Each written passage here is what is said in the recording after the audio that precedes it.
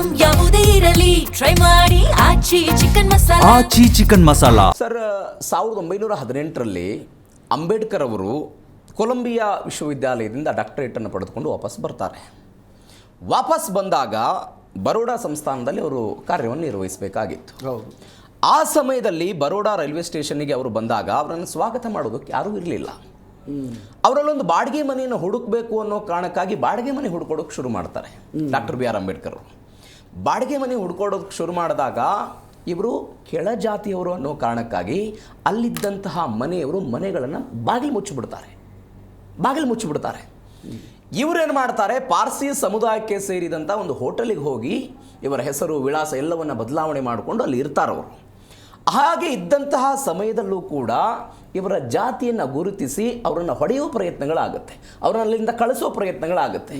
ಅಂಬೇಡ್ಕರ್ ಅವರು ಆ Baroda railway station ಹತ್ರ ಒಂದು ಪಾರ್ಕ್ ಇರುತ್ತೆ, ಆ ಪಾರ್ಕಲ್ಲಿ ಕುಳಿತುಕೊಂಡು ಗಳಗಳನ್ನೇ ಅಳ್ತಾ ಹೇಳ್ತಾರೆ, ವಿದೇಶಕ್ಕೆ ಹೋಗಿ ನಾನು ಶಿಕ್ಷಣ ಪಡೆದುಕೊಂಡು ಬಂದೆ, ನನ್ನ ಪರಿಸ್ಥಿತಿನೇ ಹಿಂಗೆ ಆಗ್ಬಿಟ್ಟಿದೆ. ಹೌದು, ಯಾವುದೇ ಶಿಕ್ಷಣವನ್ನು ಪಡೆದುಕೊಳ್ಳದೆ ನನ್ನಂತಹ ಕೆಳಜಾತಿಯಲ್ಲಿರುವ ಅನೇಕ ಯುವಕರು, ಸಮುದಾಯದವರು ಜನ ಇದ್ದಾರೆ, ಅವರ ಪರಿಸ್ಥಿತಿ ಏನು ಅನ್ನುವಂಥದ್ದನ್ನು ಅವರು ಅವತ್ತು ಆಲೋಚನೆ ಮಾಡಿ ಇದರ ಭಾಗವಾಗಿ ಸಂವಿಧಾನದಲ್ಲಿ SC/ST ದೌರ್ಜನ್ಯ ಕಾಯ್ದೆ ತೆಗೆದುಕೊಂಡ್ಬರ್ತಾರೆ. ಇದು ಪರಿಣಾಮಕಾರಿ ಆಗಿದೆಯಾ? ಅಂಬೇಡ್ಕರ್ ಅವರ ಕನಸು ಈಡೇರಿದೆಯಾ? ಅವತ್ತು ಅವರು ಕಣ್ಣೀರು ಹಾಕಿದ್ದಕ್ಕೆ ಇವತ್ತೇನಾದರೂ ಉತ್ತರ ಸಿಕ್ಕಿದೆಯಾ? ಈಗ ನಾನು ಮಾತಾಡ್ತಾ ಹೇಳ್ತಾ ಇದ್ದೆ, ಸಾಮಾಜಿಕ ಅಸಮಾನತೆ ಪ್ರಶ್ನೆ ಇವತ್ತು ಎಷ್ಟೊಂದು ಅವಮಾನ, ಅತ್ಯಾಚಾರ, ಕೊಲೆ, ಸುಲಿಗೆ, ದಬ್ಬಾಳಿಕೆಗಳು ನಡೀತಿದ್ದಾವೆ ಅಂದರೆ ದಲಿತರ ಮೇಲೆ, ಮಹಿಳೆಯರ ಮೇಲೆ.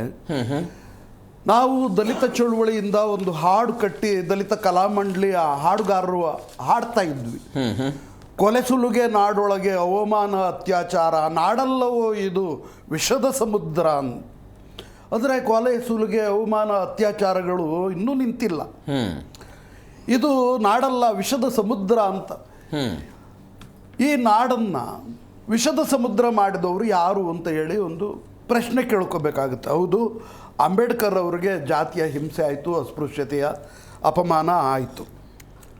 ಅಂಬೇಡ್ಕರ್ ಅವರು ಜಾತಿಯ ಬಗ್ಗೆ ಪ್ರಶ್ನೆ ಮಾಡೋ ತನಕ, ಅಂದರೆ ಜಾತಿಯೇ ಎಲ್ಲ ಸಾಮಾಜಿಕ ಅಸಮಾನತೆಯ ಮೂಲದಂಡ, ಜಾತಿಯ ಕಾರಣ ಸಾಮಾಜಿಕ ಅಸಮಾನತೆಗೆ ಅಂತ ಪ್ರಶ್ನೆ ಮಾಡೋವರೆಗೂ ಭಾರತ ದೇಶದಲ್ಲಿ ಹುಟ್ಟನ್ನು ಒಂದು ಕರ್ಮ ಅಂತ ತಿಳಿಯಲಾಗಿತ್ತು.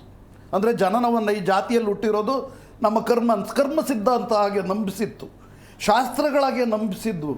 ಮತ್ತು ವಿದೇಶಿ ಎತ್ನೋಗ್ರಾಫರ್ಸ್ ಇದ್ದಾರಲ್ಲ, ಒಂದು ಜನಾಂಗೀಯ ಅಧ್ಯಯನ ಮಾಡುವಂಥ ಶಾಸ್ತ್ರಕಾರರು, ಅವರು ಆಡಳಿತ ಸುಗಮ ಮಾಡಿಕೊಳ್ಳೋದಕ್ಕೋಸ್ಕರ ಜನಸಮುದಾಯಗಳನ್ನು ಗಣತಿ ಮಾಡಿದ್ರು ಮತ್ತು ಕುಲಶಾಸ್ತ್ರೀಯ ಅಧ್ಯಯನಗಳನ್ನು ಮಾಡಿಸಿದ್ರು.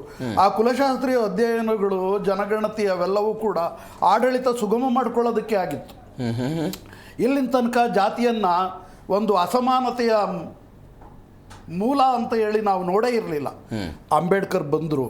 ಅಂಬೇಡ್ಕರ್ ಜಾತಿಯ ಬಗ್ಗೆ ಅಧ್ಯಯನ ಮಾಡಿದರು, ಧರ್ಮದ ಬಗ್ಗೆ ಅಧ್ಯಯನ ಮಾಡಿದರು, ದ ರಿಡ್ಲ್ಸ್ ಇನ್ ಹಿಂದೂಯಿಸಮ್ ಅಂತ ಬರೆದ್ರು, ರಾಮ ಆ್ಯಂಡ್ ಕೃಷ್ಣ ಅಂತ ಹೇಳಿ ಬರೆದ್ರು, ರಾಮನ ಮಿತಿಗಳನ್ನು ಗುರುತಿಸಿರು, ಕೃಷ್ಣನ ಮಿತಿಗಳನ್ನು ಗುರುತಿಸಿರು, ವೈದಿಕಾರಿಯರು ಯಾವ ಥರ ಜಾತಿಯನ್ನು ಹೇರಿದರು, ಜಾತಿ ಪದ್ಧತಿಯನ್ನು ಸೃಷ್ಟಿ ಮಾಡಿದರು ಅಂತ ಹೇಳಿ ಗುರುತಿಸಿರು, ಮಹಿಳೆಯನ್ನು ಹೇಗೆ ಅವಮಾನ ಪಡಿಸಿದ್ದಾರೆ ಮತ್ತು ಮಹಿಳೆಯನ್ನು ಹೇಗೆ ಒಂದು ಪಾರತಂತ್ರ ವ್ಯಕ್ತಿಯನ್ನಾಗಿ, ಎರಡನೇ ದರ್ಜೆ ಪ್ರಜೆಯನ್ನಾಗಿ ನೋಡಿದೆ ಈ ಸಮಾಜ ಅಂತ ಹೇಳಿದರು.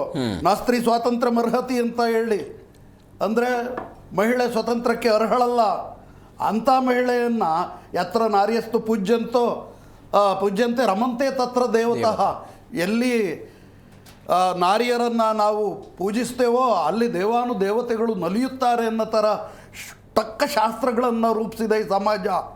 ಈ ಸಮಾಜ ಮಹಿಳೆಯನ್ನು ಒಂದು ಕಡೆ ಪುಸ್ಲಾಯಿಸ್ತಾ ಇದೆ. ಏನು, ಎಲ್ಲಿ ನಾರಿಯರು ಗೌರವಿಸಲ್ಪಡ್ತಾರೋ ಅಲ್ಲಿ ದೇವತೆಗಳು ನಲಿತಾರೆ ಅಂತ ಮಹಿಳೆಯರನ್ನ ಪುಸ್ಲಾಯಿಸೋ ಮಾತಾಡ್ತಾವ್ರೆ. ಹಾಗೆ ಉದ್ಯೋಗಂ ಪುರುಷ ಲಕ್ಷಣಂ ಅನ್ನುತ್ತೆ, ನ ಸ್ತ್ರೀ ಸ್ವಾತಂತ್ರ್ಯ ಅರ್ಹತೆ ಅನ್ನುತ್ತೆ. ಇದನ್ನೆಲ್ಲ ಅಂಬೇಡ್ಕರ್ ಅವರು ಗುರುತಿಸಿರು. ಮತ್ತೆ ಮಹಿಳೆಗೆ ಆದಂಥ ಅನ್ಯಾಯ ಗುರುತಿಸಿರು. ಮಹಿಳೆ ಆರ್ಥಿಕವಾಗಿ ಅಭದ್ರಳು. ಜಗತ್ತಿನ ಬೇರೆ ಬೇರೆ ದೇಶಗಳು ಮಹಿಳೆಯರಿಗೆ ಓಟನ್ನ, ಮತದಾನದ ಹಕ್ಕನ್ನು ಕೊಟ್ಟಿದ್ದಾಗ ನಿರಾಕರಿಸಿದಾಗಲೂ ಕೂಡ ಭಾರತದಲ್ಲಿ ಮಹಿಳೆಯರಿಗೆ ಮತದಾನದ ಹಕ್ಕು ಭಾರತ ದೇಶದಲ್ಲಿ ಇರಲಿಲ್ಲ. ಬಾಬಾ ಸಾಹೇಬ್ ಅಂಬೇಡ್ಕರ್ ಅವರು ಮಹಿಳೆಯರಿಗೆ ಮತದಾನದ ಹಕ್ಕು ಕೊಟ್ಟರು. ಅಷ್ಟೇ ಅಲ್ಲ, ಹಿಂದೂ ಕೋಡ್ ಬಿಲ್ ಏನ್ ಹೇಳ್ತು, ಮಹಿಳೆಯರಿಗೆ ಪುರುಷನಷ್ಟೇ ಸಮಾನ ಆಸ್ತಿ ಹಕ್ಕು ಕೊಡಬೇಕು ಅಂತ ಹೇಳಿ ಪಿತ್ರಾರ್ಜಿತ ಆಸ್ತಿಗಳ ಹಕ್ಕನ್ನ ಮತ್ತು ಉದ್ಯೋಗಕ್ಕೆ ಪ್ರವೇಶ ಮಾಡುವ, ಉತ್ಪಾದನಾಂಗಗಳಿಗೆ ಪ್ರವೇಶ ಮಾಡುವ ಹಕ್ಕು, ವಿದ್ಯಾಭ್ಯಾಸ ಒಂದು ಹಕ್ಕು, ಹೆರಿಗೆ ಭತ್ಯೆ ಮತ್ತೆ ಈ ವೇತನ ಸಹಿತವಾದಂಥ ಹೆರಿಗೆ ರಜೆ ಇವೆಲ್ಲ ಕೊಟ್ಟರು ಮಹಿಳೆಯರಿಗೆ. ಅಂತ ಮಹಿಳೆಗೆ ಹಕ್ಕು ನಿರಾಕರಣೆ ಮಾಡಿದಾಗ ಇವರು ಹಿಂದೂ ಕೋಡ್ ಬಿಲ್ನ ಸಂಸತ್ನಲ್ಲಿ ಮಂಡಿಸಿರುವಾಗ ಈ ಮತೀಯವಾದಿಗಳು ಇದು ಧರ್ಮ ವಿರೋಧಿಯಾದಂಥ ನಡವಳಿಕೆ ಅಂತ ಅಂಬೇಡ್ಕರ್ ವಿರುದ್ಧ ನಿಂತಾಗ ಅಂಬೇಡ್ಕರ್ ಆ ಮಂತ್ರಿ ಪದವಿಗೆ ರಾಜೀನಾಮೆ ಕೊಡ್ತಾರೆ. ಮಹಿಳೆಯರು ವಂಚಿತಳಾಗಿದ್ದಾಳೆ, ಶೋಷಿತಳಾಗಿದ್ದಾಳೆ, ಆ ಮಹಿಳೆಗೆ ಸಮಾನ ಸ್ಥಾನಮಾನ, ಪುರುಷನಷ್ಟೇ ಸ್ಥಾನಮಾನ ಕೊಡ್ಲಿಲ್ಲ ಅಂದಮೇಲೆ ಈಗ ನಾನು ಇಂಥ ಪದವಿನಲ್ಲಿ ಇದ್ರೇನು ಅಂತ ಹೇಳಿ ಅಂತ ಮುಖ್ಯ ಪದವಿಗೆ ರಾಜೀನಾಮೆ ಕೊಟ್ಟಂತವ್ರು ಅಂಬೇಡ್ಕರ್ ಅವರು. ಆದ್ರಿಂದ ನಾವು ಅರ್ಥ ಮಾಡ್ಕೋಬೇಕಾಗಿದೆ, ಈ ಜಾತಿ ಎಷ್ಟು ಅಮಾನವೀಯ, ಈ ಜಾತಿ ಯಾವ ತರ ಒಂದು ಶೋಷಣೆಯ ಮಾನದಂಡ. ಅದಕ್ಕೆ ಅವರು ಅಂಬೇಡ್ಕರ್ ಹೇಳಿದ್ದು ಅನಿಲೇಷನ್ ಆಫ್ ಕ್ಯಾಸ್ಟ್ ಸಿಸ್ಟಮ್. ಏನು, ಜಾತಿ ವಿನಾಶ ಆಗಬೇಕು, ಜಾತಿ ವಿನಾಶ ಆಗ್ಲೇಬೇಕು. ಅದು ಜಾತಿ ವಿನಾಶ ಅಂಬೇಡ್ಕರ್ ಕನಸು ಅಷ್ಟೇ ಅಲ್ಲ, ಅಂಬೇಡ್ಕರ್ ಆಶಯ ಅಷ್ಟೇ ಅಲ್ಲ, ಅದು ಬಸವಣ್ಣನವರ ಆಶಯವೂ ಆಗಿತ್ತು. ಅದಕ್ಕೆ ನಮಗೆ ಕರಸ್ಥಲಕ್ಕೆ ಲಿಂಗವನ್ನು ಕೊಟ್ಟು ಮಹಿಳೆಯರಿಗೂ ಪುರುಷರಿಗೂ ಸಮಾನ ಹಕ್ಕುಗಳನ್ನ, ಲಿಂಗಧಾರಣೆ ಹಕ್ಕನ್ನ ಕೊಟ್ಟು ಎಲ್ಲರನ್ನೂ ಲಿಂಗವಂತರನ್ನಾಗಿ ಮಾಡಿದ್ರು ಬಸವಣ್ಣವರು. ಸರ್ವ ಸಮಾನರು ಅನ್ಸಿದ್ರು. ಆ ತರ ಜಾತಿ ನಾಶ ಆಗಿ ಸರ್ವ ಸಮಾನತೆ ಸ್ಥಾಪನೆ ಆಗ್ಬೇಕು. ಇಲ್ಲದೆ ಇದ್ರೆ ಇದೇ ಜಾತಿಯ ಹೆಸರಿನಲ್ಲಿ ಯಾವ ಒಂದು ಜಾತಿಯ ಸಾಮಾಜಿಕ ಯಾಜಮಾನ್ಯವನ್ನ ಪುರೋಹಿತ ಶಾಹಿಗಳು ಇಟ್ಕೊಂಡಿರ್ತಾರೋ ಅವರಿಂದಲೇ ಸಮುದಾಯಗಳು ಶೋಷಣೆಗೀಡಾಗಬೇಕಾಗುತ್ತೆ ಅಂತ ಅಂಬೇಡ್ಕರ್ ಅರ್ಥಕೊಂಡಿದ್ರು.